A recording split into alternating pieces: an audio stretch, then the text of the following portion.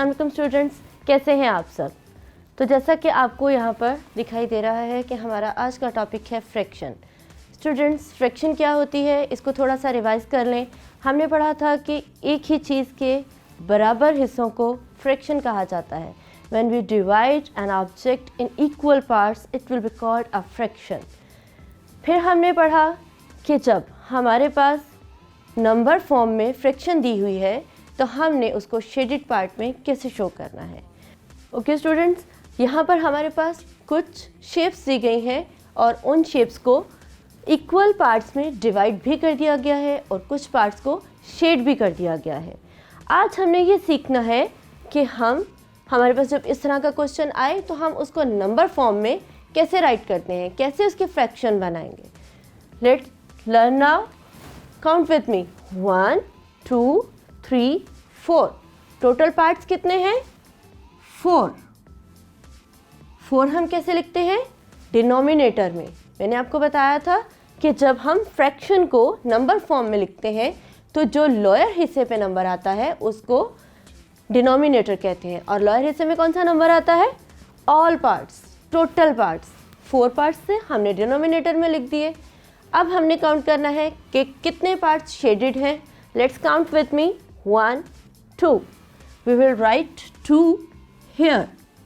It is called numerator. Numerator, denominator. जो ऊपर वाला पार्ट होता है, अपर नंबर होता है, उसको हम न्यूमरेटर कहते हैं। जो लोअर नंबर होता है, नीचे लिखा जाता है, उसको हम डिनोमिनेटर कहते हैं। और फ्रैक्शन में नीचे कौन सा नंबर लिखा जाता है? जो एक ऑब्जेक्ट के टोटल पार्ट्स होते हैं। ऊपर कौन सा नंबर लिखा जाता है? जितने पार्ट्स शेडेड होते हैं वो ऊपर लिखे जाते हैं। नेक्स्ट देखिए हमारे पास कौन सी शेप मौजूद है। Yes, this is called rectangle. Let's see this rectangle is divided in how many parts? In how many equal parts? Count with me. 1 2 3 4 5 6 7. Total number of parts 7. 7 will be written as denominator. 7. अब हम क्या करेंगे?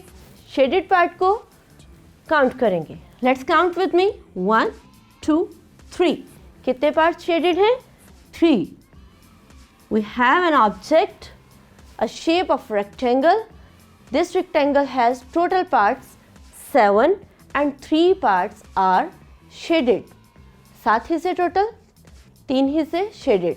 7 में से 3 हिस्से shaded हैं, बाकी के शेडेड नहीं है। We will write this fraction as this: 3/7, 3 numerator, 7 denominator. अब हम बढ़ते हैं नेक्स्ट शेप की जानिब। ये कौन सी शेप है जिसके 3 कोने होते हैं? ट्रायंगल। ट्रायंगल में कितने पार्ट्स हैं total? Let's count with me 1 2। Total parts are 2। We will write 2 as denominator. How many parts are shaded? Count 1। Only 1 part is shaded.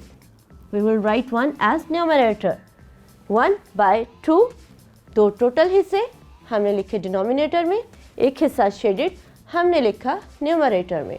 तो स्टूडेंट्स, ये क्वेश्चंस बहुत इजी हैं और मुझे उम्मीद है कि आपको बहुत अच्छे से समझ में आए होंगे। तो स्टूडेंट्स, आपकी बुक में इस तरह के क्वेश्चंस दिए गए हैं। फ्रैक्शन के टॉपिक को खोलें और इस तरह के क्वेश्चंस को निकालें और उसको सॉल्व करें।